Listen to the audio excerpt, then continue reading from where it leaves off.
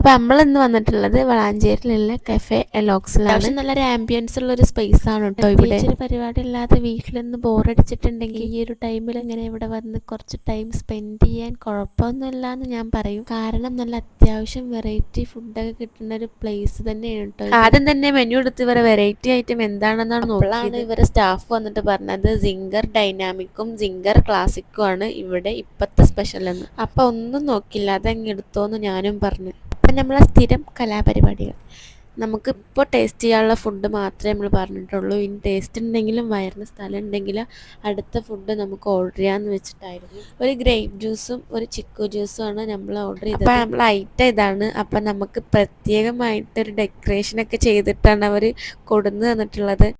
സംഭവം എനിക്ക് ഇഷ്ടപ്പെട്ടിരുന്നു. കുറച്ചും കൂടി ഹോട്ട് ഉണ്ടെങ്കിൽ ഒന്നുകൂടി അടിപൊളിയായിരുന്നു. അപ്പം നമുക്ക് ഇത് കഴിച്ചേക്കന്നെ വയറ് ഫുള്ളായി. പിന്നെ ഒരു ഫുഡും ഓർഡർ ചെയ്തിരുന്നില്ല, കാരണം ഞങ്ങൾ 2 പേര് മാത്രമേ ഉണ്ടായിരുന്നു. നമ്മളെ ലൊക്കേഷൻ വരുന്നത് വളാഞ്ചേരി ആറാമാളിൻ്റെ തൊട്ടടുത്തായിട്ടാണ് വരുന്നത്. പിന്നെ ഇവരെ ഷോപ്പിൻ്റെ താഴെ നല്ല ക്യൂട്ടായിട്ടുള്ള ചോക്ലേറ്റ്സ് കണ്ടു. അപ്പം നമ്മൾ അവിടുന്ന് ഒരു കുനാഫ ചോക്ലേറ്റ് ഒന്ന് തല തിരിഞ്ഞു പോയി.